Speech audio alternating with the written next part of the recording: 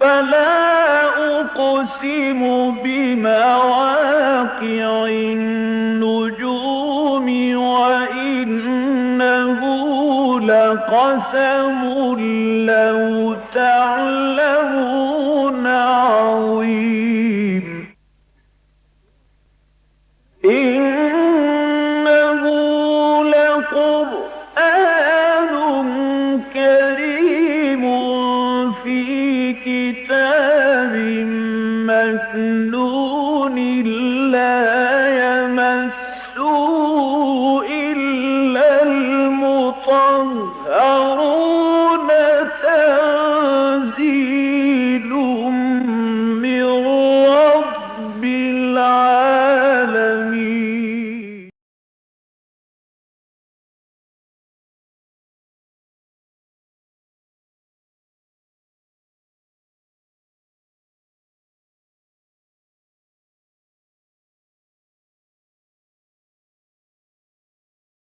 أعوذ بالله من الشيطان الرجيم. بسم الله الرحمن الرحيم. صاد والقرآن ذي الذكر بل الذين كفروا في عزة وشقاق. كم أهلكنا من قبلهم من قرن فنادوا ولا تحين مناص. وعجبوا أن جاءهم منذر منهم وقال الكافرون هذا ساحر كذاب. أجعل الآلهة إلها واحدا إن هذا لشيء عجاب. وانطلق الملأ منهم أن امشوا واصبروا على آلهتكم إن هذا لشيء يراد. ما سمعنا بهذا في الملة الآخرة إن هذا إلا اختلاق.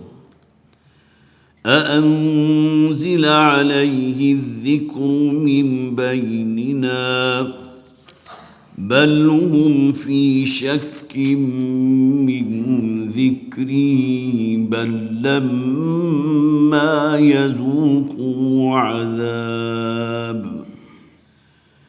أم عندهم خزائن رحمة ربك العزيز الوهاب أم لهم ملك السماوات والأرض وما بينهما فليرتقوا في الأسباب. جند ما هنالك مهزوم من الأحزاب. صدق الله العظيم.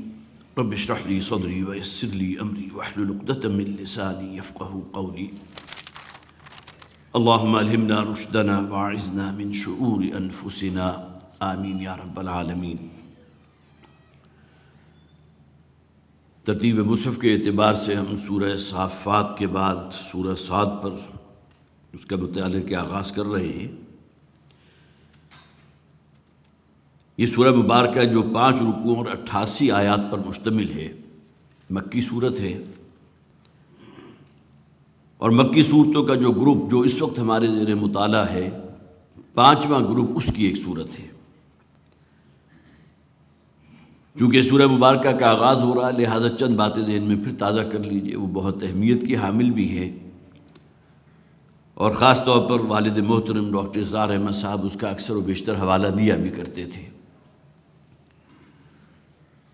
قرآن حکیم کو 7 حصوں میں منقسم کیا گیا جنہیں ہم منزلیں کہتے ہیں، اس خیال سے کہ ہر ہفتے اگر ایک شخص ایک منزل کی تلاوت مکمل کرے تو ہر روز اگر ایک منزل کی تلاوت مکمل کرے تو ہفتے میں قرآن حکیم کا جو ہے وہ تکمیل ہو جاتی ہے۔ لیکن 7 ہی گروپس یا 7 ہی احزاب قرآن کے وہ ہیں جو مکی اور مدنی صورتوں پر مشتمل ہیں، ایک یا ایک سے زائد مکی صورت اور اس کے ساتھ ایک یا ایک سے زائد مدنی صورت، یہ مل کر ایک گروپ بنتا ہے مکی اور مدنی صورتوں کا۔ اس اعتبار سے ہم اس وقت 5ویں گروپ پر ہیں۔ سب سے پہلا گروپ سورہ فاتحہ اور اس کے ساتھ 4 مدنی صورتیں، ایک مکی صورت سورہ فاتحہ، سورہ بقرہ، سورہ آل عمران، سورہ نساء، سورہ مائدہ، یہ 4 مدنی صورتیں مل کر ایک گروپ مکمل ہوا۔ دوسرا گروپ جو ہے بڑا مساوی ہے کہ اس میں 2 مکی صورتیں ہیں، 2 مدنی صورتیں ہیں۔ سورہ انعام، سورہ اعراف مکی صورتیں ہیں اور اس کے بعد سورہ انفال اور سورہ توبہ مدنی صورتیں، دوسرا گروپ مکمل ہوا۔ تیسرے گروپ میں 14 مکی صورتیں ہم نے پڑھی، سورہ یونس سے لے کر سورہ مومنون تک، اور صرف ایک صورت تھی سورہ نور کے جو مدنی صورت تھی۔ اس طرح مکی اور مدنی صورتوں کا یہ تیسرا گروپ مکمل ہو گیا۔ چوتھا گروپ جو ہے وہ 8 مکی صورتوں پر مشتمل تھا، سورہ فرقان سے لے کر اور سورہ مومنون تک، اور صرف ایک صورت تھی سورہ احزاب کے جو مدنی صورت تھی۔ اب یہ 5واں گروپ ہمارے زیر مطالعہ ہے، جس میں یہ جو سورہ سبا سے شروع ہوا تھا اور اس وقت ہم سورہ صاد پر ہیں۔ اس سورہ مبارکہ کا زمان نزول جو ہے اس کے بارے میں اختلاف ہے۔ بعض آیات وہ ہیں کہ جو سن 10 نبوی میں نازل ہوئیں، اس لیے کہ ایک خاص واقعہ اس کے پس منظر میں ہے، اس کا بھی میں آپ کے سامنے ذکر کروں گا۔ لیکن مولانا مودودی رحمۃ اللہ علیہ نے بھی اس بات کی طرف جو ہے زیادہ رجحان کہا ہے کہ اس سورہ مبارکہ کا اکثر و بیشتر حصہ جو ہے وہ 5 یا 6 نبوی میں نازل ہوا۔ دیکھیے سنوں کے اعتبار سے ہم نبوی بھی کہتے ہیں اور ہجری بھی کہتے ہیں۔ نبی وہ ہیں جو آغاز وحی سے لے کر اور تقریباً 13 برس نبی اکرم صلی اللہ علیہ وسلم کے جو مکہ میں گزرے، اس دوران جو صورتیں نازل وہ مکی ہیں، اور اس عرصے کو ہم نبوی اعتبار سے اس کی تقویم کرتے ہیں۔ لیکن جب حضور ہجرت فرما کر مدینہ تشریف لے آئے تو اب سن ہجری کا آغاز ہو گیا۔ اب گویا کہ غزوہ بدر سن 2 میں ہوئی ہے، غزوہ احد سن 3 ہجری میں ہوئی ہے، اسی طرح غزوہ احزاب جو ہے سن 5 ہجری میں ہوئی ہے، صلح حدیبیہ، پھر فتح مکہ، یہ تمام چیزیں پھر ہم ہجری تقویم کے اعتبار سے اختیار کرتے ہیں۔ اس سورہ مبارکہ کا آغاز ہو رہا ہے حروف مقطعات میں سے صرف ایک حرف ہے، صاد۔ قرآن میں 3 صورتیں وہ ہیں جو صرف ایک ایک حرف سے شروع ہوئی۔ حروف مقطعات، اس کے بارے میں چونکہ اکثر جب یہ صورتوں کا آغاز ان الفاظ سے ہوتا ہے تو کچھ نہ کچھ باتیں میں عرض کرتا ہوں، لیکن پھر یہ بہرحال ذہن میں تازہ کر لیجیے۔ 3 صورتیں جو صرف ایک ایک حرف سے شروع ہوئی ہیں، سورہ صاد ہے ان میں سب سے پہلی صورت، اس کے بعد سورہ قاف ہم پڑھیں گے، اور سورہ نون جس کو سورۃ القلم بھی کہتے ہیں۔ پھر 9 صورتیں وہ ہیں جو 2 حروف سے شروع ہوئیں۔ 2 حروف سے شروع ہونے والی صورتیں حروف مقطعات میں طٰہٰ کے الفاظ، طاسین کے الفاظ، یاسین کے الفاظ، 2 حروف ہیں۔ اسی طرح حامیم، 9 صورتیں۔ پھر 3 حروف سے شروع ہونے والی الف لام میم ہے، الف لام صاد ہے، الف لام را ہے، طاسین میم ہے، یہ 3 حروف سے شروع ہو رہی ہیں، ان کی تعداد 13 ہے۔ اس کے بعد کل 2 صورتیں ہیں کہ جو پھر 2 حروف سے شروع، 4 حروف سے شروع ہوئی، الف لام میم را، یہ 4 حروف ہیں۔ اسی طرح الف لام میم صاد، یہ بھی 4 حروف ہو گئے، 2 صورتیں ہیں۔ اور 2 ہی صورتیں ہیں کہ جن کے آغاز میں 5 حروف جمع ہو گئے۔ سورہ مریم کاف ہا یا عین صاد، یہ اکٹھے ہیں۔ لیکن سورہ شورا اس کے شروع میں حامیم الگ ہے، عین سین قاف الگ ہے۔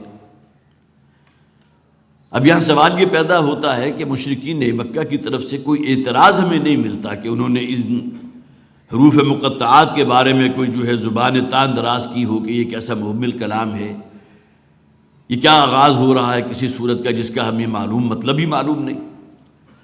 لیکن یہ کہ آن ریکارڈ ہے کہ کسی قسم کا کوئی اعتراض جو ہے اہل مکہ کی طرف سے نہیں ہوا۔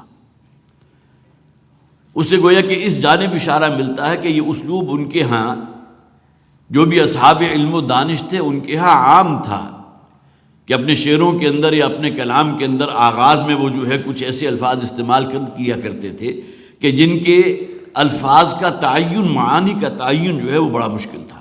لہذا کوئی ایک اعتراض بھی موجود نہیں کہ جو آغاز میں حروف آ رہے ہیں تو اس کے معنی کیا ہے۔ لہذا ہم اس بات کو تسلیم کرتے ہیں کہ یہ اصل میں ایک راز ہے اللہ اور اس کے بندے محمد صلی اللہ علیہ وسلم کے درمیان۔ اس کے معانی کا کوئی تعین کرنا گویا کہ حتمی بات نہیں کی جا سکتی، اگرچہ بہت سی آراء ہیں اس میں۔ مثلا صاد کے بارے میں حضرت عبداللہ ابن عباس رضی اللہ تعالیٰ عنہ کا ایک قول ملتا ہے، وہ فرماتے ہیں صاد اصل میں آیا صدق محمد والقرآن المجید، آگے آ رہا ہے نا والقرآن ذی الذکر، اور اس سے گویا کہ یہ اس آیت کا حصہ بن گیا کہ محمد صلی اللہ علیہ وسلم بالکل سچ کہہ رہے ہیں، صدق محمد والقرآن ذکر والذکر، اور یہ قرآن جو ہے اس کی قسم ہے کہ یہ ہے یاد دہانی پر مشتمل۔ یہ ایک رائے حضرت عبداللہ ابن عباس رضی اللہ تعالیٰ عنہ کی ہمیں ملتی ہے۔ بہرحال جو واقعہ ان ابتدائی آیات کے پس منظر میں ہے پہلے اس کو میں بیان کر دوں تاکہ یہ کہ اس کو پھر پڑھنا ہمارے لیے نسبتاً سمجھنا آسان ہوگا کہ سن 10 نبوی کی بات ہے۔ اب یہ وہ سال ہے جسے عام الحزن بھی کہا جاتا ہے، جس میں حضرت خدیجہ رضی اللہ تعالیٰ عنہ کا انتقال ہوا اور ابو طالب کا انتقال ہو گیا جو حضور کے سگے چچا تھے۔ اور یہ بات آپ کو معلوم ہے کہ ابو طالب نے اس دنیاوی زندگی میں جو بھی مکی حضور کا پیریڈ تھا، اس لیے کہ سن 10 میں ان کا انتقال ہو گیا تھا، نبی اکرم صلی اللہ علیہ وسلم کو جو شیلٹر فراہم کیا تھا دنیاوی اعتبار سے، اس لیے کہ بنو ہاشم جو تھے ان کی اصل کلید ابو طالب تھے، اور بنو ہاشم بہت ہی باعزت قبیلہ تھا، بڑا سٹرونگ قبیلہ تھا۔ لہذا جو بھی مخالفین تھے انہیں ہمت نہیں ہوئی کہ بنو ہاشم کے خلاف کوئی اقدام کر سکتے۔ نبی اکرم صلی اللہ علیہ وسلم کو یہ پروٹیکشن حاصل رہی ہے ابو طالب کی زندگی تک کہ انہوں نے ڈائریکٹلی آپ کے اوپر کوئی اقدام نہیں کیا۔ اب جو بھی بڑے سرکردہ لوگ تھے وہاں مکہ کے رہنے والے، جن میں جو روایات میں ترمذی میں یہ روایات موجود ہیں، اسی طرح ابن حشام بھی اس واقعے کو لے کر آئے ہیں اپنی کتاب میں، تو اس کے اندر بہت سے لوگوں کا ذکر ہے کہ جس میں ابو جہل بھی شامل تھا، ابو سفیان بھی شامل تھا، اسی طرح امیہ ابن خلف تھا، اسی طرح عاص ابن وائل تھا، عتبہ تھا، یہ تمام وہاں کے بڑے سرکردہ لوگ تھے۔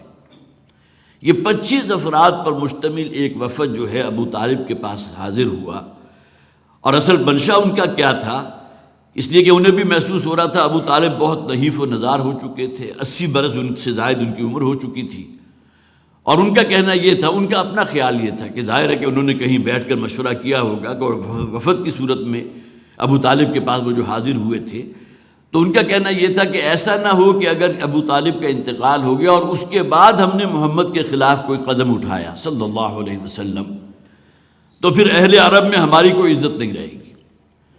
کوئی کہ سمجھا جائے گا کہ اصل میں صرف ان کی وجہ سے ہی رکے ہوئے تھے، لہٰذا ہمیں جا کر اس بات کو واضح کر دینا چاہیے کہ اپنے بھتیجے کو سمجھا لو، یہ ہمارے خداؤں کے بارے میں جو باتیں کہتا ہے، جس طرح ان کی نفی کرتا ہے، تو لہٰذا اب ہمارے درمیان کوئی فیصلہ ہونا چاہیے۔ اب یہ دھڑکا انہیں لگا ہوا تھا کہ اگر کہیں ابو طالب کا انتقال ہو گیا اور بعد میں انہوں نے کوئی اقدام اٹھایا حضور کے خلاف، تو پھر گویا کہ ان کی ناک کٹ جائے گی اور ان کے لیے جو ہے معاملہ رسوائی کا ہو جائے گا۔ لہذا یہ تمام لوگ وہاں حاضر، بڑی تفصیل سے واقعہ ابن حشام نے لکھا بھی ہے۔ نبی اکرم صلی اللہ علیہ وسلم اس وقت کہیں گئے ہوئے تھے، تو جب یہ تمام لوگ آئے اور حضور کے خلاف شکایات کا ایک انبار لگا دیا ابو طالب کے سامنے، اور اس بات کو بھی کہا کہ ہم صرف تمہاری وجہ سے، آپ کی وجہ سے ان پر جو ہے اقدام نہیں کر رہے، ان پر ہاتھ نہیں اٹھا رہے، ورنہ ان کے معاملے کو نمٹانا ہمارے لیے کوئی مشکل کام نہیں ہے۔ نے پھر حضور کو طلب فرمایا، کسی ایک شخص کو بھیجا کہ جا کر بلا کر لاؤ۔ حضور صلی اللہ علیہ وسلم تشریف لائے ہیں، اور یہاں بھی خاص طور پر ابن حشام نے واقعہ لکھا ہے تو اس میں یہ تھا کہ ابو طالب کے قریب تھوڑی سی جگہ خالی تھی۔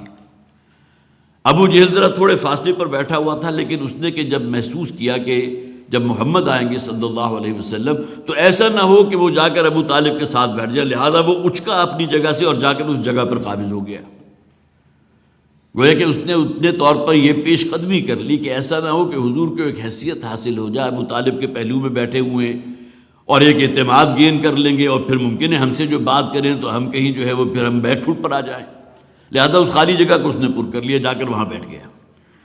اب نبی اکرم صلی اللہ علیہ وسلم تشریف لائے تو جہاں جگہ تھی وہیں وہ بیٹھ گئے۔ تو ابو طالب نے پھر ان سے مخاطب ہو کر فرمایا، بھئی تمہارے قبیلے کے لوگ صرف ایک بات یہ کہہ رہے ہیں کہ محمد سے یہ کہہ دو کہ ٹھیک ہے وہ ایک اللہ کو پوجنا چاہتا ہے، اپنی دعوت دینا چاہتا ہے دے، لیکن ہمارے خداؤں کے بارے میں کوئی نازیبہ الفاظ، حالانکہ حضور نے کبھی نہیں کہے، لیکن یہ کہ ان کی نفی تو کی نا حضور نے، لا الہ الا اللہ، نفی تو ہو گئی، لہذا ہمارے خداؤں کی نفی نہ کرے، ہم انہیں نہیں چھوڑیں گے، لکم دینکم ولی دین۔ اس سورہ مبارکہ کے شان نزول میں بھی ایک واقعہ ایسا ہی موجود ہے کہ ٹھیک ہے انہیں اپنے کام کرنے دو، ہم اپنے، لیکن ہمارے بارے میں کوئی غلط بات نہ کہیں، جبکہ ہمارے کلمے کی تو ابتدائی ہوتی ہے لا سے، نفی سے ہو رہی ہے، لا الہ الا اللہ۔ تو ابو طالب نے جب حضور سے کہا تو حضور نے فرمایا میں صرف انہیں ایک کلمہ بتاتا ہوں، اگر وہ اس کو مان لے اور اس کو تسلیم کر لے تو میں اس بات کی گواہی دیتا ہوں۔ اور ظاہر ہے کہ حضور الصادق اور الامین تو تھے، کیسے ممکن ہے کہ آپ کی زبان سے نکلی ہوئی کوئی بات جو ہے وہ قابل اعتنا نہ ہو، لوگ اس پر غور کرنے کو تیار نہ ہو۔ حضور نے کہا میں اس بات کی ضمانت دیتا ہوں کہ تمام عرب ان کے تابع ہو جائے گا، صرف میری ایک بات مان لیں۔ تو اس پر اس نے ابو جہل نے کہا ایک نہیں ہم 10 باتیں ماننے کو تیار ہیں، یہ اس روایت کے اندر موجود ہے۔ اس پر نبی اکرم صلی اللہ علیہ وسلم نے وہ الفاظ کہے تم صرف ایک بات کو مان لو کہ اللہ کے سوا کوئی معبود نہیں، میں گواہی دیتا ہوں اس بات کی کہ تمام عرب تمہارے زیر پا ہوگا، تمہیں اپنا جو ہے وہ رہنما تصور کر لے گا، مان لے گا۔ تو ظاہر ہے کہ اب یہ جب اس نے سنا ہے تو بڑبڑاتا ہوا پورا کا پورا مجمع بس ہاتھ نہیں اٹھایا، لیکن بہت ہی غیظ و غضب کے ساتھ جو ہے وہاں سے روانہ ہوا، اس بات کا اعادہ کرتے ہوئے کہ ہم میں سے کوئی بھی اپنے دین کو نہیں چھوڑے گا، اس کا ذکر آ جائے گا، پوری طرح جمے رہو اپنے اس دین کے اوپر جو ہمارے آباء و اجداد کا دین ہے، جو بڑا مقدس دین ہے، ہم اس کو چھوڑنے کو تیار نہیں۔ تو اب یہ پورا واقعہ ہے جو ابتدائی آیات کے اندر آپ کو جو ہے جھلکتا ہوا محسوس ہوگا۔ باقی یہ کہ جیسا کہ میں نے عرض کیا تھا کہ مکی صورتوں کا اپنا ایک اسلوب ہے، ایک جھنجھوڑنے کا انداز بھی ہے، پہلے قوموں کا ذکر بھی ہے جن پر اللہ تعالیٰ کا عذاب نازل ہوا تھا اور وہ بالکل نیست و نابود کر دی گئی۔ اسی طرح پھر یہ ہے کہ بہرحال مکی صورتوں کے اندر ایک جاہ و جلال بھی ہوتی ہے، اس کے اندر ایک بڑا جیسے آپ کہیے کہ صوتی ہم آہنگی بھی ہوتی ہے۔ وہ سورہ مبارکہ جو ہے یہ سورہ مبارکہ سورہ صاد جو ہے اس کا بھی ایک شاہکار ہے۔ اب آئیے کہ ان آیات کا ہم مطالعہ شروع کرتے ہیں۔ صاد حروف مقطعات میں سے والقرآن ذی الذکر، قسم ہے اس قرآن کی کہ جو ذی الذکر ہے، ذکر والا ہے۔ ایک ترجمہ تو اس کا یہ کیا گیا ذی شرف ہے، بڑی عظمت کا حامل ہے۔ ظاہر ہے انسان کا کلام تو نہیں ہے نا، اللہ کا کلام ہے، اس کی عظمت کا کیا ٹھکانہ، ذی شرف ہے، بڑا باعزت کلام ہے۔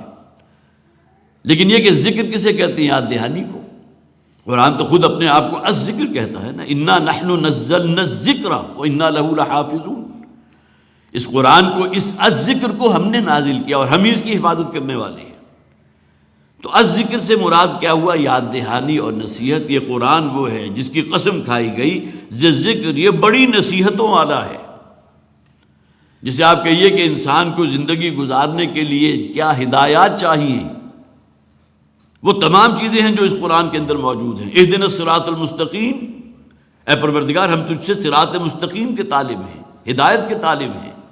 ہدایت کہاں سے ملے گی؟ ہدی للمتقین، یہ قرآن ہے کہ جو ہدایت ہے متقین کے لیے بھی اور ہدی للناس بھی ہے، تمام انسانوں کے لیے بھی ہدایت ہے۔ تو صاد والقرآن ذی الذکر، قسم ہے اس قرآن کی کہ جو بڑا ذی شرف بھی ہے، بڑی عظمتوں والا بھی ہے اور بہت عمدہ نصیحتوں پر مشتمل ہے۔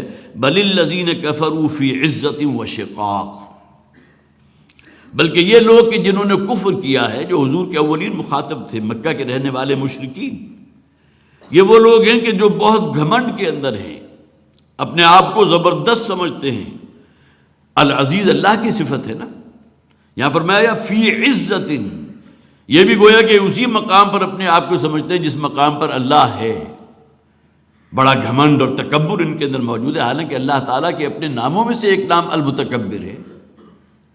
گویا کہ تکبر کا اگر کوئی جامع راست آتا ہے تو اللہ کی ذات پر آتا ہے، اللہ سے بڑا تو کوئی نہیں۔ اور یہ لوگ وہ ہیں کہ جو بڑے اپنے آپ کو گھمنڈ میں مبتلا ہیں، بڑے غرور میں مبتلا ہیں، وہ شقاق، اور بڑی شدید دشمنی ہے اور مٹ بھیڑ ہے ان کے اندر محمد رسول اللہ صلی اللہ علیہ وسلم کے خلاف اور خدا واحد کے خلاف۔ ظاہر ہے کہ حضور نے جب اپنی دعوت کا آغاز کیا تھا تو اس موقع پر تو آپ کو معلوم ہے کعبے کے اندر سینکڑوں کی تعداد میں بت موجود تھے۔ عرب کے مختلف قبائل کا ایک بت نہ ہے، کوئی دیوی ہوگی، کوئی دیوتا ہوگا، لا کر وہاں استھان میں بٹھا دیا اور اسی کے نام پر نظریں بھی ہو رہی ہیں، چڑھاوے بھی ہو رہے ہیں، منتیں بھی مانگی جا رہی ہیں، ان کے ناموں پر جانور قربان کیے جا رہے ہیں۔ اپنی زراعت کا ایک حصہ قرآن کہتا ہے ان بتوں کے نام پر وقف کر دیا کرتے تھے، اور کہیں ان کا ہاتھ تنگ ہوتا تھا تو جو حصہ انہوں نے تھوڑا سا اللہ کے لیے رکھا ہوتا تھا اس میں بھی نقب لگا کر وہ بھی بتوں کے نام کر دیتے تھے۔ اس لیے کہ اصل شے تو نقد ہے نا، جو سامنے نظر آ رہی ہے، بت تو نظر آ رہا ہے اور اس کے پاس حاضری بھی دینی ہے، اس کو سجدہ بھی کرنا ہے، اللہ تعالیٰ تو نظر نہیں آ رہا۔ اللہ کا معاملہ تو ایمان بالغیب کا، لہٰذا اللہ کے حصے میں سے بھی کچھ نقب لگائی اور بتوں کو حصے میں شامل کر دیا، قرآن میں موجود ہے۔ تو یہ لوگ ہیں کہ جو اپنے اس کفر کے اندر، اپنے اس شرک کے اندر، اپنے ضد کے اندر، اپنے تکبر اور گھمنڈ کے اندر اور شدید ترین مخالفت اور دشمنی اور نفرت اللہ اور اللہ کے رسول کے لیے اپنے دلوں میں، یہ اس کا شاہکار ہے۔ یہ وہ لوگ جو کافر ہیں۔ کم اہلکنا من قبلہم من قرن فنادوا ولا تحین مناص، ان سے پہلے کتنی ہی قوموں کو ہم نے تباہ و برباد کر دیا۔ مکی صورتوں کے اندر بکثرت ذکر ہم نے پڑھا۔ قوم عاد کا ذکر بھی ہے، حضرت ہود علیہ السلام بھیجے گئے تھے ان کی طرف۔ قوم سمود کا ذکر موجود ہے، حضرت صالح بھیجے گئے تھے۔ اصحاب مدین کا ذکر، حضرت شعیب بھیجے گئے ان کی طرف۔ اسی طرح آل فرعون کا ذکر، حضرت موسیٰ علیہ السلام بھیجے گئے۔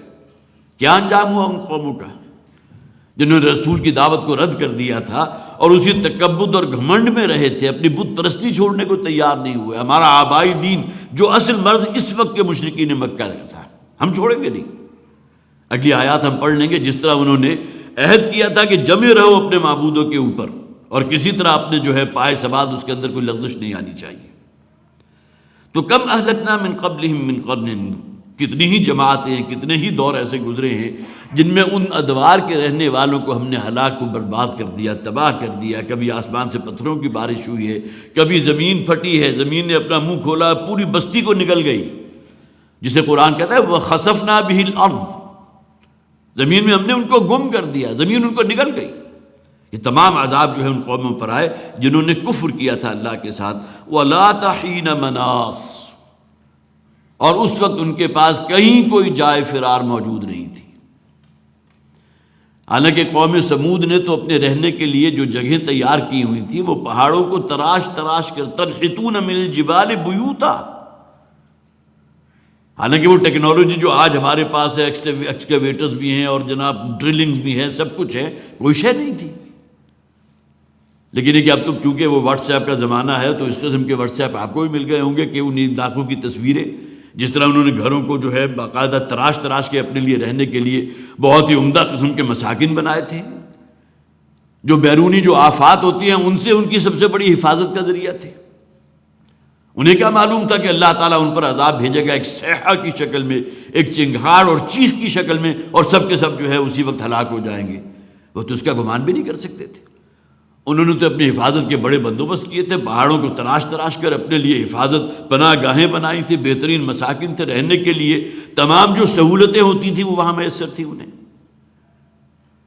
اور پھر ان میں سے کسی کو کوئی جائے فرار حاصل نہیں ہو سکی، کہیں کوئی انہیں جگہ مل سکتی اللہ کے عذاب سے بچنے کی۔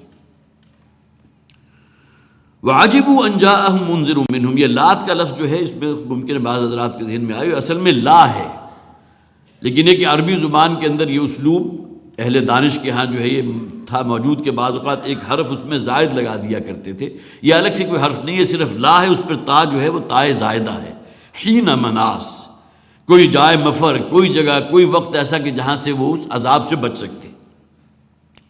وَعَجِبُوا أَن جَاءَهُم مُنذِرٌ مِّنْهُمْ، دیکھیے وہی جو ان کے ذہن کا ایک مرض تھا جس کا مکی صورتوں میں بکثرت ذکر موجود ہے کہ ہم اپنے جیسے ایک انسان کو اللہ کا رسول ماننے کو تیار نہیں۔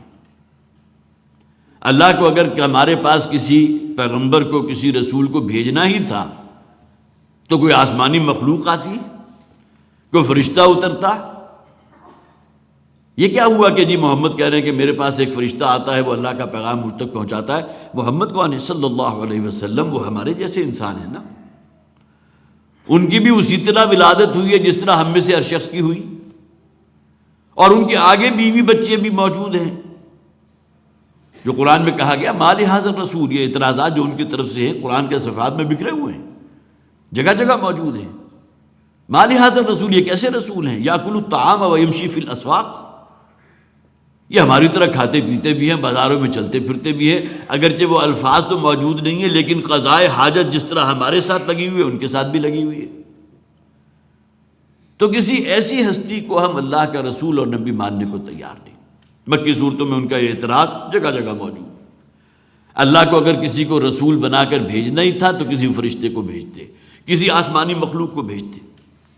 تو فرمایا وَعَجِبُوا أَن جَاءَهُم مُنذِرٌ مِّنْهُمْ، انہیں تو بڑا تعجب ہے اس بات پر، اس امر پر کہ ان کے پاس پہنچا ہے یا آیا ہے یا بھیجا گیا ہے ایک رسول، منذر، خبردار کرنے والا، متنبہ کر دینے والا، منہم، جو انہی میں کا ہے، انہی کے قبیلے کا ایک فرد، انہی میں سے گویا کہ جو مایا جایا کہہ لیجئے، کسی کے بھائی ہیں حضور، کسی کے چچا بھی ہیں، کسی چچا کا معاملہ تو خیر نہیں ہے لیکن بہرحال کسی اور اعتبار سے جو بھی دنیاوی رشتے ہوتے ہیں حضور کے ساتھ وہ بھی تو لگے ہوئے تھے نا، انہی میں سے ایک شخص۔ وقال الکافرون ھذا ساحر کذاب، اور اس پر ان کافروں نے کہا کہ یہ محمد صلی اللہ علیہ وسلم ساحر ہیں۔ بلکہ پہلے یہ نوٹ کر لیجئے کہ عاجبو کا جو لفظ آیا یہاں تو آگے بات محذوف ہے، لیکن ایک جگہ یہ فرمایا گیا تعجب تو ان پر ہونا چاہیے، اور اس بات پر تعجب ہونا چاہیے کہ اگر ہم کسی کو انسانوں کے علاوہ نبی اور رسول بنا کر بھیج دیتے تو کیا اس کو ہادی اور رہنما مان لیتے؟ پھر وہ دلیل دیتے کہ ہم جیسے انسان کیوں نہیں، یہ تو ہے ہی آسمانی مخلوق۔ اب اللہ تعالیٰ نے جو انسانوں میں سے کسی کو نبی اور رسول بنا کر بھیجا تو کس لیے؟ تاکہ تمہارے جیسا ہے، جو بھی حوائج ضروریہ وہ ان کے ساتھ بھی لگی ہوئی ہیں۔ نبی اکرم صلی اللہ علیہ وسلم کی جو بشریت کو قرآن حکیم میں جو واضح کیا گیا، کسی ایک فرق یقیناً ہے کہ اللہ تعالیٰ مجھ پر وحی نازل فرماتا ہے، ہل کنت الا بشر رسولا، میں تو بشر ہوں، انسان ہوں۔ یہ ہے کہ اللہ تعالیٰ کی طرف سے رسالت کا سلسلہ جو ہے اللہ نے اس کام کے لیے مجھے منتخب کر لیا، باقی بحیثیت انسان اگر نبی اکرم صلی اللہ علیہ وسلم کی بھی تلوار کہیں لگی ہے غزوہ احد کے موقع پر تو آپ کے چہرے سے بھی خون کی جو ہے فوارہ وہ پھوٹ رہا ہے، آپ پر بھی بے ہوشی طاری ہوئی ہے۔ طائف کے سفر کے موقع پر جو تاک تاک کر پتھر مارے جا رہے تھے، نبی اکرم صلی اللہ علیہ وسلم کا جسم مبارک جو تھا ایسا نہیں تھا جس کو کوئی حس نہ ہو، شدید ترین تکلیف، اور خون جو ہے بہتا ہوا آپ کی ٹانگوں سے ہوتا ہوا آ کر جوتے اور تلوے کے درمیان جم گیا۔ یہ تمام چیزیں کس بات کی نشاندہی کر رہے ہیں؟ اللہ کے رسول تو ہے لیکن بشر ہیں۔ وَعَجِبُوا أَن جَاءَهُم مُنذِرٌ مِّنْهُمْ، تو انہیں تو تعجب اس بات پر ہے، حالانکہ تعجب ان پر ہونا چاہیے کہ اگر کسی آسمانی مخلوق کو ہم ان کی طرف بھیج دیتے تو کیا اس کو مانتے، اس کو تسلیم کرتے؟ وَقَالَ الْكَافِرُونَ هَذَا سَاحِرٌ، ساحر کس اعتبار سے کہ جو باتیں پیش کر رہے ہیں محمد صلی اللہ علیہ وسلم وہ ہمارے دلوں میں اترتی ہیں، اس کا کسی نے انکار نہیں کیا۔ ما ھذا کلام البشر، یہ کسی انسان کا کلام ہو ہی نہیں سکتا۔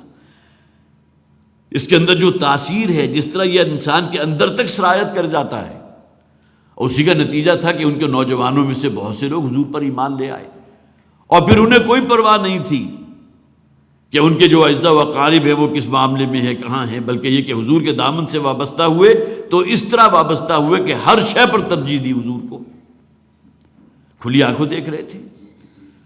نوجوانوں میں مصعب بن عمیر ہیں رضی اللہ تعالی عنہ، اسی طرح اور عمار ہیں، عمار ابن یاسر رضی اللہ تعالی عنہ، اسی طرح حضرت بلال ہیں، اگرچہ غلاموں کے طبقے سے ہیں لیکن نوجوان تھے، وہ بھی ایمان لیا۔ تو ھذا ساحر کذاب، یہ جو ہے محمد صلی اللہ علیہ وسلم، ان کے پاس کوئی جادو ہے جو لوگوں کو اندر سرایت کر جاتا ہے اور لوگ ان کے گرویدہ ہو جاتے ہیں، ان کے ساتھ شامل ہو رہے ہیں، اور ہماری طرف سے شدید ترین پرسیکیوشن بھی ان کے راستے میں کوئی رکاوٹ نہیں بنتی، چاہے تپتی ہوئی توے کی طرح تپتی ہوئی زمین پر ان کو جو ہے ننگی پیٹھ لٹا دیا جائے، دہکتے ہوئے انگاروں پر لٹا دیا جائے، 4 وحشی اونٹ حاصل کر کے حضرت یاسر رضی اللہ تعالیٰ عنہ کا جو معاملہ کیا گیا ہے، ایک کے ساتھ ایک ٹانگ، دوسرے کے ساتھ دوسری ٹانگ، تیسرے اونٹ کے ساتھ ایک بازو اور چوتھے کے ساتھ دوسرا بازو، اور چاروں کو مخالف سمت میں دوڑا دیا۔ آدمی اس کا چشم تصور میں اگر کوئی نقشہ قائم کرے تو لرزہ طاری ہوتا ہے، لیکن یہ کہ کوئی ایک شخص بھی نہیں تھا کہ جس نے دامن محمدی سے جو وابستہ ہوا صلی اللہ علیہ وسلم کہ وہ واپس اپنا آبائی دین میں گیا۔ تو ساحر ہیں، جادوگر ہیں، کذاب، معاذ اللہ۔ اب یہ وہ بہتان عظیم ہے جو نبی اکرم صلی اللہ علیہ وسلم پر ان لوگوں نے جڑ دیا۔ پہلے نبیوں اور رسولوں کے معاملہ تو ٹھیک ہے، انہیں بھی بہت کچھ کہا گیا، لیکن یہ کہ حضور کی تو صداقت اور امانت کا لوہا مانا گیا تھا،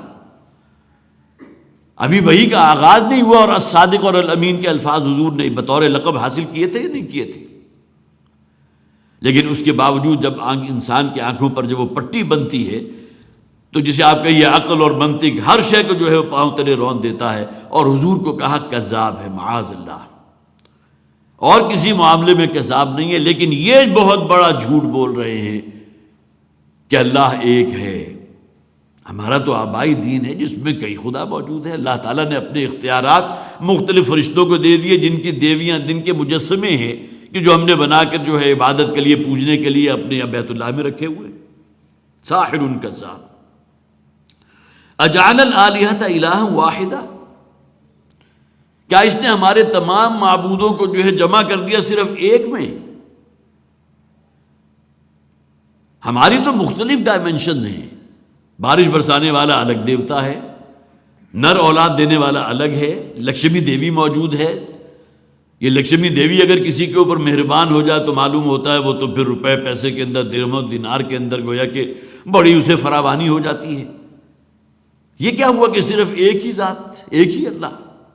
اجعل الآلہۃ الہا واحدہ، گویا کہ یہ بھی جرم ہے محمد کا صلی اللہ علیہ وسلم کہ اس نے اتنے سارے معبودوں کو جمع کر دیا یا ہر ایک کا انکار کر دیا، صرف ایک کو مان رہا ہے۔ ان ھذا لشیء عجاب، یقیناً یہ تو بڑے تعجب کی بات ہے، کیسے ممکن ہے؟ وہ جو قرآن میں کہا گیا نا ما قدر اللہ حق قدرہ، انہوں نے اللہ تعالیٰ کو پہچانا ہی نہیں جیسا کہ پہچاننے کا حق تھا۔ قدر کے معنی ہوتا ہے پہچاننا، اندازہ کرنا، اللہ کا اندازہ ہی نہیں کر سکے۔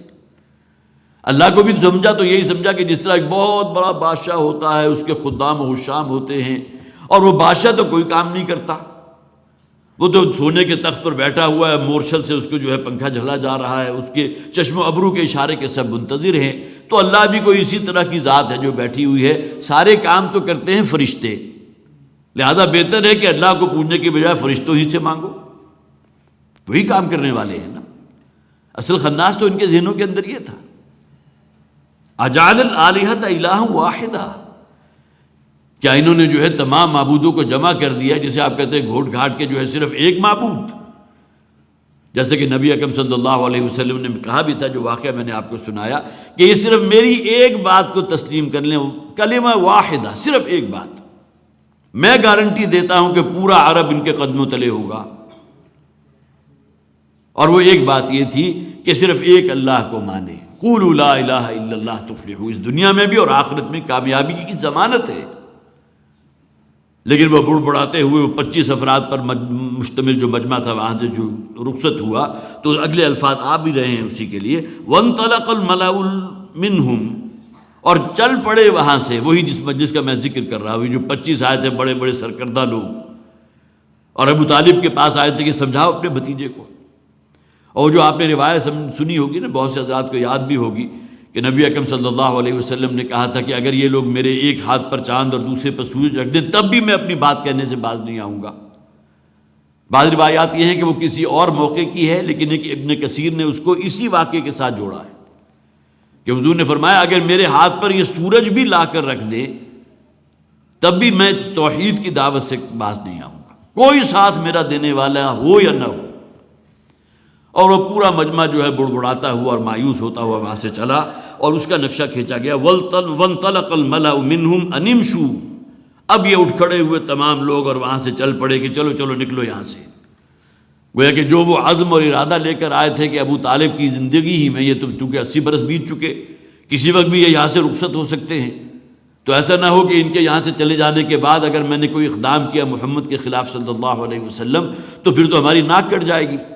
تو جو وہ پلاننگ لے کر آئے تھے وہ تو ختم ہو گئی، اور حضور صلی اللہ علیہ وسلم اسی طرح جمے ہوئے ہیں، بلکہ اس حد تک بھی حضور نے کہا کہ میرے ہاتھ پہ سوئے رکھ دیں تب بھی میں باز آنے والا نہیں۔ اس پر وہ وہاں سے رخصت ہوئے، انمشو، چلو نکلو یہاں سے، وَاصْبِرُوا عَلَىٰ آلِهَتِكُمْ، ہاں اپنے ان خداؤں کے اوپر ڈٹے رہو۔ گویا کہ یہ تجدید عہد ہو گئی ایک اعتبار سے ان تمام سرداروں کی کہ جو پلاننگ لے کر وہ آئے تھے وہ کل کی کل رد ہو گئی۔ اس کا نتیجہ کیا نکلا کہ مزید اب اس کے ساتھ تکبر اور گھمنڈ کے ساتھ جو ہم نے پڑھا تھا، بل الذین کفروا فی عزت و شقاق، اسی گھمنڈ اور تکبر کے اوپر جو ہے مزید راسخ ہو گئے، اور کہا وَاصْبِرُوا عَلَىٰ آلِهَتِكُمْ، جمے رہو اپنے معبودوں پر، ہمارے معبودوں کی جے۔ اور کوئی بعید نہیں یہ نعرے مارتے ہوئے وہاں سے رخصت ہوئے ہو، لات کی جے ہے، عزا کی جے ہے، جو ہماری دیویاں ہمارے دیوتا ہیں، ہم تو ان کو چھوڑنے والے نہیں ہیں۔ ان ھذا لشیء یراد، اب دیکھیے ایک تبصرہ وہ کر گئے ہیں نبی اکرم صلی اللہ علیہ وسلم کا، جب وہ عزم اور جزم انہوں نے دیکھا تو اس سے ایک نتیجہ انہوں نے نکالا کہ یہ غالباً کوئی شے ان کے پیش نظر ہے، کچھ چاہتے ہیں، اور وہ چاہنا کیا ہے؟ گویا کہ وہ دبی زبان میں ممکن ہے ایک دوسرے سے کہتے بھی ہوں، لیکن یہ کہ ہم دیکھیں گے سورہ طٰہٰ کے اندر جو ہے حضرت موسیٰ علیہ السلام اور حضرت ہارون کے بارے میں جو فرعون نے کہا تھا، تقریباً اس سے ملتی جلتی بات ہے جو ان مشرکین مکہ کے وفد نے کہی کہ محمد کا کوئی مقصد ہے صلی اللہ علیہ وسلم، اور وہ مقصد یہ ہے کہ یہ ہم سب کو اپنا غلام بنانا چاہتا ہے۔ یہ کہتا ہے میری رسالت کو مانو، مجھے اللہ کے نبی تسلیم کرو، میرے ہاتھ پر بیعت کرو۔ اس کا نتیجہ کیا نکلے گا؟ ہماری اپنی تو کوئی رائے رہے گی نہیں، ہم تو غلام ہو جائیں گے محمد کے صلی اللہ علیہ وسلم، اور اس کام کے لیے ہم ہرگز تیار نہیں۔ یہ گویا کہ ہمارے جیتے جی یہ کام نہیں ہو سکتا کہ ہم محمد کی غلامی اختیار کر لیں صلی اللہ علیہ وسلم، یا محمد ہم پر حکمران بن جائیں صلی اللہ علیہ وسلم۔ ان ھذا لشیء یراد، اور جو میں نے ابھی حوالہ دیا تھا نا سورہ طٰہٰ میں حضرت موسیٰ علیہ السلام کے حوالے سے، جب وہ مجمع لگا ہوا تھا حضرت موسیٰ علیہ السلام نے اپنا وہ جو ہے عصا زمین پر رکھا اور بہت بڑے اژدہے کی شکل میں وہ تبدیل ہو گیا، اور ید بیضا کا معجزہ بھی دکھا دیا، تو پورے درباریوں نے کیا کہا تھا؟ قالوا ان ھذان لساحران یریدان ان یخرجاکم من ارضکم۔ انہوں نے مل جل کر جو نتیجہ نکالا وہ یہ تھا کہ یہ اصل میں یہ دو جادوگر ہیں، موسیٰ اور ہارون، جادو ہے یہ ان کے پاس، اتنا بڑا اژدہا بھی بنا دیا اور یہ بھی ہو گیا، پھر مقابلہ کروایا، اس میں منہ کی کھائی وہ الگ بات ہے، اس کی تفصیل یہاں نہیں ہے، لیکن یہ اصل میں دونوں جادوگر ہیں۔ ان ھذان لساحران یریدان ان یخرجاکم، اور دونوں چاہتے یہ ہیں کہ ہمیں یہاں سے بے دخل کر دیں، یہ تخت و تاج اپنے ہاتھ میں لے لیں، ہمیں یہاں سے نکال باہر کریں، من ارضکم بسحرہما، اپنے اس جادو کے زور پہ، ویذھبا بطریقتکم المثلیٰ، اور یہ جو تمہاری مثالی تہذیب ہے جو چلی آ رہی ہے آباء و اجداد سے، بڑی مثالی تہذیب تھی فرعونیوں کی، اور تمہاری یہ مثالی تہذیب جو ہے اس کو ختم کر دے، اس کو موقوف کر دے۔ تو گویا کہ انہوں نے بھی نتیجہ یہ نکالا تھا کہ یہ اصل میں ہمیں بے دخل کر کے یہاں اپنا اختیار، اپنی حکومت چاہتے ہیں، ہم سے اختیار لینا چاہتے ہیں، ہمیں یہاں سے نکال باہر کرنا چاہتے ہیں، اور یہی معاملہ اس سے ملتا جلتا جو ان سرداران نے کیا کہ معلوم ہوتا ہے کہ ان کے پیش نظر کوئی مقصد ہے اور یہ ہم پر حاکم بننا چاہتے ہیں۔ ما سمعنا بہذا فی الملۃ الآخرہ، ہم نے تو اس قسم کی کوئی بات جو محمد پیش کر رہے ہیں صلی اللہ علیہ وسلم پہلے دینوں میں، پہلی ملتوں میں، ہم نے تو یہ بات نہیں سنی۔ یہ الگ بات ہے کہ تاریخی اعتبار سے باتیں ان تک نہ بھی پہنچی ہوں، لیکن جس سلسلے کی یہ کڑی ہیں جو آباء و اجداد چلے آ رہے ہیں، ان کے دادا ہیں، پردادا ہیں، ان کے اوپر سگڑ دادا لے جائیے، وہ تو اسی دین پر تھے نا۔ لہٰذا یہ بات کہ ہم نے تو اس قسم کی کوئی توحید کی بات یا صرف ایک اللہ کی بات، الہ واحد کی بات، صرف وہی تمہارا رب ہے، صرف وہی حاجت روا ہے، کسی اور کی کوئی حیثیت نہیں ہے، کسی کے پاس کوئی اختیار نہیں سوائے اللہ کے. یہ بات ہم نے پہلے تو کبھی نہیں سنی جو آپ محمد کہہ رہے ہیں صلی اللہ علیہ وسلم. ان ھذا الا اختلاق، یہ جو کچھ بھی پیش کیا جا رہا ہے یہ سوائے من گڑھت باتوں کے اور کچھ نہیں، اختلاق ہے. گویا کہ خود اپنی پیدا کردہ کوئی بات ہے، کوئی اپنا فلسفہ ہے جو محمد پیش کر رہے ہیں صلی اللہ علیہ وسلم. دیکھیے گراؤنڈ ریالٹیز کو اگر آپ اپنے سامنے رکھیں نا تو ان کے ذہن کے اندر جو باتیں آ سکتی تھی انسان ہونے کے ناطے، جو بھی ان کا ذہن جس طرح رہنمائی کر سکتا تھا وہ تمام نتیجے انہوں نے نکال لیے. یہ من گھڑت بات ہے جی، اس کا کوئی سراغ ہمارے جو آباء و اجداد میں اوپر کہیں نہیں ملتا. ہم نے تو جب سے ہوش کھولا ہے، ہوش کی آنکھ، اور جب سے دیکھ رہے ہیں، ہمارے دادا نے اپنے دادا کو دیکھا، اس دادا نے اس سے اوپر کی دادا کو، یہ تمام پیڑھیاں جو ایک سلسلے کے ساتھ منسلک ہیں نا. اور خاص طور پر مشرکین عرب تو یہ بات کہہ بھی سکتے تھے، اس لیے کہ تقریباً 2000 برس کا عرصہ ہے کہ اس پوری نسل کے اندر کوئی نبی اور رسول آیا ہی نہیں. حضرت اسماعیل سے لے کر محمد رسول اللہ صلی اللہ علیہ وسلم تک تقریباً 1800 برس کوئی ایک اور نبی یا رسول اس نسل کے اندر نہیں ہے.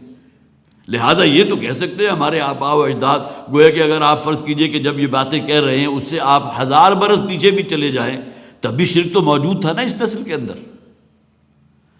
اگرچہ حضرت ابراہیم علیہ السلام نے جو بنیادیں قائم کی تھی، بیت اللہ بھی موجود، حج کی عبادت بھی ادا کرتے تھے، اسی طرح مینا کے اندر بھی ان کا قیام رہتا تھا. یہ تو کڑی سے کڑی جڑی ہوئی ہے وہاں سے لے کر حضرت ابراہیم سے لے کر اور آج تک جب تک کہ حضور کا دور ہے. لیکن یہ کہ عقیدے کے اندر کس درجے جو ہے انحراف ہی نہیں بلکہ مسخ ہو چکا، اور کہاں تک یہ پہنچ چکے ہیں، اس بنیاد پر کہتے ہیں کہ ہمیں تو کوئی اپنی نسل میں کوئی نظر ہی نہیں آتا کہ جس نے یہ بات کہی ہو. اور یہ تمام باتیں جو پیش کی جا رہی ہیں محمد رسول اللہ صلی اللہ علیہ وسلم کی زبان سے، یہ ان کی اپنے من گھڑت باتیں. الا اختلاق، انزل علیہ ذکر من بیننا، کیا ہم سب میں سے صرف انہی کے اوپر یہ ذکر نازل ہونا تھا؟ اب یہاں آپ گویا کہ ان کے اندر جو ایک کڑواہٹ ہے اس کو محسوس کیجئے کہ محمد رسول اللہ صلی اللہ علیہ وسلم جب ان کی پیدائش ہوئی ہے تو والد کا سایہ سر پر تھا ہی نہیں. یہ گویا کہ اس معاشرے کے اندر یہ بھی کسی کے کمتر ہونے کی ایک علامت ہوتی تھی کہ اس کی پیدائش کے بعد اس کا باپ ہی موجود نہیں ہے، در یتیم جسے کہا جاتا ہے. اس لیے کہ باپ ہے تو اس کی نگہداشت کرے گا نا، وہی اس کا کسٹوڈین بھی ہے. اور باپ کے ساتھ جو بیٹے کی محبت ہوتی ہے تو نبی اکرم صلی اللہ علیہ وسلم تو باپ کی وہ محبت جو ہے نہ وہ دیکھی ہے، نہ حضور کا رشتہ اپنے کسی باپ کے ساتھ ہو سکا. ابو طالب تھے کہ جنہوں نے شیلٹر کیا، جو چچا تھے حضور کے. اور پھر یہ کہ کوئی مالی اعتبار سے بھی کوئی بہت زیادہ، جسے آپ کہیے بہت زیادہ کیا، بلکہ حضور کے اپنے الفاظ موجود ہیں کہ مجھ پر تو وہ دور بھی گزرا ہے کہ میں چند ٹکوں کے عوض جو ہے عرب والوں کی بھیڑ بکریاں چلایا کرتا تھا، مکے والوں کی، جسے آپ مزدوری کہتے ہیں، لیبر، وہ بھی حضور نے کی ہے بالکل نوجوانی کا دور. وہ تو پھر بعد میں ہوا ہے کہ جب وہ حضرت خدیجہ کے جو تجارتی قافلے جایا کرتے تھے شام کی طرف، اور حضرت خدیجہ نے جب حضور کے بارے میں صلی اللہ علیہ وسلم ورضی اللہ تعالی عنہ جب سنا کہ بہت صادق اور امین ہے تو ان کو منتخب کیا اپنے ان وہ جو بھی قافلے تھے تجارتی، ان کی سرکردگی میں جانے لگے. تو اندازہ ہوا انہیں. پھر یہ کہ بہرحال ایک آسائش بھی آئی ہے، سہولتیں بھی حاصل ہوئیں، لیکن اس سے پہلے تو نبی اکرم صلی اللہ علیہ وسلم کے گھرانے کی غربت کا جو ہے آپ اندازہ لگا لیجیے. حضرت موسیٰ کے بارے میں تو کہا گیا نا، فرعون نے تو کہا تھا یہ الم نربک فینا ولیدا، تم تو ہمارے ٹکڑوں پر پڑے ہوئے، تمہارا تو تمام وہ دور جو بالکل شروع کا ہوتا ہے 2 4 5 7 18 برس تک وہ ہمارے محل میں گزرا، یہاں کی تمام نعمتیں تم نے حاصل کی، اور آج ہمیں آنکھیں دکھا رہے ہو اور توحید کی دعوت دے رہے ہو. فرعون نے کہا تھا موسیٰ علیہ السلام سے. اس لیے کہ یہ بات اپنی جگہ مسلم ہے کہ حضرت موسیٰ کی والدہ نے اللہ کے حکم سے جو انہیں بہا دیا تھا تو بہرحال نکل کر پھر وہ فرعون کے محل میں پرورش ہوئی ان کی، اور شہزادوں کی طرح پرورش ہوئی تھی. تو نبی اکرم صلی اللہ علیہ وسلم کے بارے میں یہ حقارت انداز جو ہے کہ کیا صرف یہی ایک شخص تھا کہ جس پر ذکر نازل ہونا تھا؟ یہاں بڑے بڑے اعلیٰ خاندان حسب نسب والے لوگ موجود ہیں، بڑے بڑے دانشور لوگ موجود ہیں، ان کے بچے بھی ہیں، ان کے جو ہیں، لیکن یہ کہ محمد رسول اللہ صلی اللہ علیہ وسلم کیا انہیں کو چنا اللہ نے اس کام کے لیے؟ بل ہم فی شک من ذکری، بلکہ اس سلسلے میں میں نے ایک آیت بھی نوٹ کی تھی، سورہ زخرف آیت نمبر 31 ہے۔ انہیں مشرکین کی طرف سے یہ اعتراض کیا گیا تھا، وَقَالُوا لَوْلَا نُزِّلَ هَذَا الْقُرْآنُ عَلَى رَجُلٍ مِّنَ الْقَرْيَتَيْنِ عَظِيمٍ، کہ اللہ تعالیٰ کو یہ جو دو بڑی بستیاں تھیں مکہ اور طائف، یہ ٹوئن سٹیز کہلاتے تھے، اگرچہ ان کے درمیان فاصلہ کافی ہے لیکن بڑی تہذیب یافتہ جو جس طرح ہوتے ڈاؤن ٹاؤن جسے عام طور پر ہم کہتے ہیں، تو یہ دونوں جگہیں تھیں، مکہ بھی اور طائف بھی، قریتین عظیم، یہ ٹوئن سٹیز جو ہیں عرب کے، مکہ اور طائف، ان میں بڑے بڑے خاندانی لوگ موجود تھے، بڑے اعلیٰ حسب و نسب والے لوگ موجود تھے، تو کیوں نہیں یہ قرآن نازل ہوا ان لوگوں میں سے کسی پر جو مکہ اور طائف کے رہنے والے تھے، جو بڑے اعلیٰ حسب نسب والے تھے۔ وہی بات یہاں کہی گئی، انزل علیہ ذکر من بیننا، کیا یہ نصیحت اور ذکر جو ہے ہم میں سے صرف انہی کے لیے منتخب ہوا؟ یہ تو اللہ تعالیٰ کی حکمت ہے نا، کس کو اس کام کے لیے اللہ نے منتخب کرنا ہے۔ اللہ یصطفی من الملائکۃ رسلا ومن الناس، یہ اللہ کا اختیار ہے، اللہ کی حکمت ہے کہ فرشتوں میں سے بھی اپنا پیامبر اور انسانوں میں سے بھی اپنا ایک پیامبر، رسول اور نبی چن لیتا ہے، اصطفیٰ، یہ تو اللہ کا چناؤ ہے نا۔ اب تمہیں یہ اعتراض ہے کہ کسی اعلیٰ حسب نسب والے خاندان میں کیوں نہیں یہ واضح و نصیحت نازل ہوئی؟ بڑی شرافت والے خاندان، ابو بکر بھی تو موجود تھے نا۔ یہ الگ بات ہے کہ اگر کہیں خدا نہ خواستہ کوئی معاملہ ان کی طرف ہو جاتا تو ان کے خلاف بھی انہوں نے محاذ بنا لینا تھا۔ وہ تو ہے نا، خوہ بدرہ بہانہ باسیار، اصل میں تو اصل شے ہے انکار کرنا، اس کے لیے کوئی ہیلا، کوئی بہانہ، کوئی شے بھی تراشی جا سکتی ہے۔ بل ہم فی شک من ذکری، بلکہ اصل معاملہ یہ ہے کہ انہیں میرے اس نصیحت نامے کے بارے میں، میری ذکر، میرا یاد، اسی کے بارے میں شک ہے۔ اسے کلام اللہ تسلیم کرنے کو تیار نہیں، اسے کہتے ہیں محمد کا خود ساختہ کلام ہے صلی اللہ علیہ وسلم، یا کسی عجمی عالم کی جو ہے اس کی خدمات حاصل کر رکھی ہیں، رات کی تاریکی میں جاتے ہیں، وہاں سے کوئی ڈکٹیشن لے کر آتے ہیں اور آ کر ہم پر دھونس جماتے ہیں اللہ نے وہی نازل کی، معاذ اللہ ثم معاذ اللہ۔ بل لما یذوقوا عذاب، اصل معاملہ یہ ہے کہ انہوں نے ابھی میرے عذاب کا مزہ نہیں چکھا۔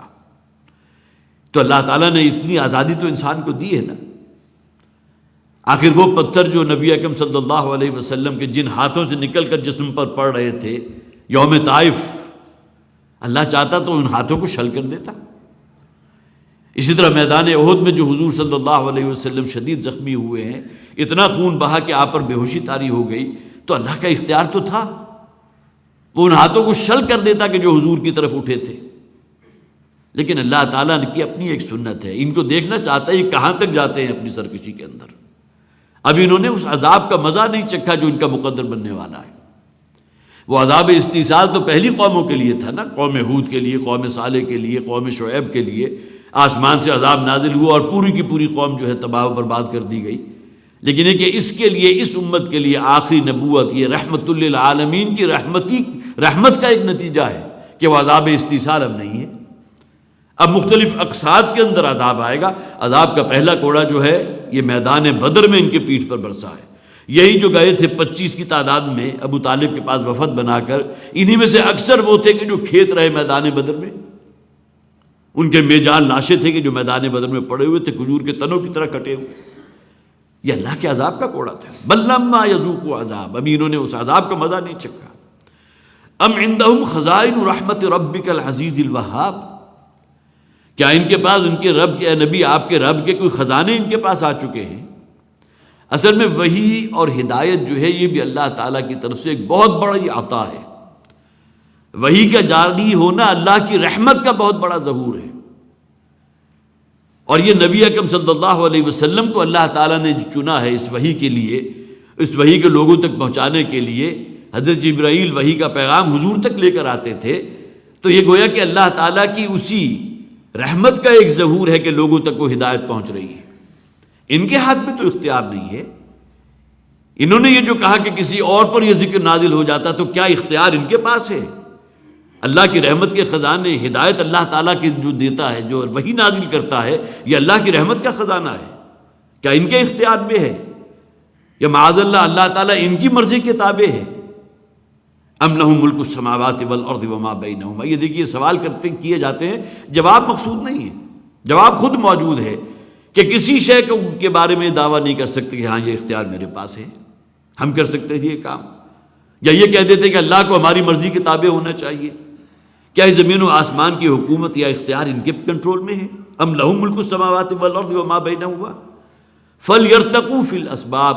اگر اس کا دعویٰ کرتے ہیں تو ذرا چلے جائیں آسمان کے رستوں میں، اوپر چلے جائیں اور جا کر اللہ کی جگہ جو ہے اس کائنات کے نظام کو خود چلانے لگے۔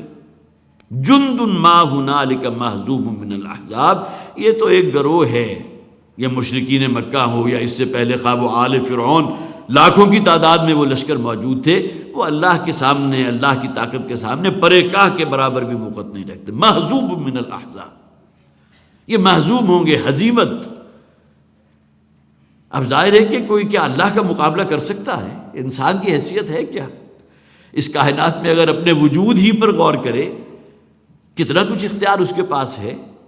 وہ اللہ جس نے اس پوری کائنات کو بنایا، اس کے مد مقابل کھڑا ہو جائے گا کیا؟ جس طرح کوئی ہاتھی گزر رہا ہو اور ہاتھی کے جو ہے کوئی چیونٹی یا چھوٹا سا حشرات الارض میں سے کوئی چیز آ جائے سامنے، تو کیا اس سے رونتے ہوئے کوئی دیر لگے گی؟ یہ تو پھر بھی کوئی نسبت و تناسب ہے۔ لیکن اللہ تعالیٰ کے اختیار کے مقابلے میں ان کا اختیار چہ بانی دارت، کوئی نسبت و تناسب ہے ہی نہیں۔ تو ان کی کوئی حیثیت، کوئی وقت نہیں ہے۔ یہ ایک لشکر ہے اور جس کی قسمت میں یہ لکھا ہے کہ یہ انشاءاللہ خائب و خاسر ہوں گے۔ یہ مڑ بھیڑ کر رہے ہیں اللہ کے ساتھ۔ یہ تو اللہ تعالیٰ کی، جسے آپ کہیے تحمل ہے، کہ وہ ان کو موقع دے رہا ہے، اور ان کے موقع دینے کی آڑ میں اللہ اہل ایمان کو جو آزما رہا ہے۔ حضرت خباب ابن ارت رضی اللہ تعالیٰ عنہ کو اگر دہتے ہوئے انگاروں پر لٹا دیا گیا تو اللہ کی نگاہ میں ان کا مقام کتنا بلند ہوا، لیکن جو ظالم یہ حرکت کر رہا تھا اسے اللہ نے ڈیت دے دی تھی، اسے چھوٹ تھی۔ اللہ چاہتا تو اسے مسل کر رکھ دیتا۔ یہ تو اصل میں خلق الموت والحیات لیبلوکم ایکم احسن عملا، اصل شے جو ہے وہ میرا اور آپ کا امتحان ہے۔ ایک طرف جو ہے وہ چیزیں ہیں جو انسان کو اپنی طرف کھینچتی ہیں، جس کے اندر روپیہ پیسہ، مال و دولت، یہاں کی حرص ہے، طمع ہے، لالچ ہے، یہ تمام نجاستیں جو لگی ہوئی ہیں جو انسان کو اپنے اندر گم کر لینا چاہتی ہیں۔ اور دوسری طرف وہ راہ حق ہے، صداقت ہے، امانت ہے، اور پھر یہ کہ تقویٰ ہے، ایمان ہے، وہ ہے کہ جو بالسیدھا اللہ کی رضا تک لے جانے والا ہے۔ اختیار اللہ نے مجھے اور آپ کو دیا، اما شاکرا و اما کفورا، چاہو تو اس رستے کو اختیار کر لو اور چاہے اللہ کی بغاوت و سرکشی والے رستے کو اختیار کر لو۔ اللہ تعالی ہمیں قرآن حکیم کو سمجھنے کی اور اس پر عمل کرنے کی توفیق عطا فرمائے۔ بارک اللہ لی و لکم فی القرآن العظیم و نفعنی و ایاکم بالآیات والذکر الحکیم۔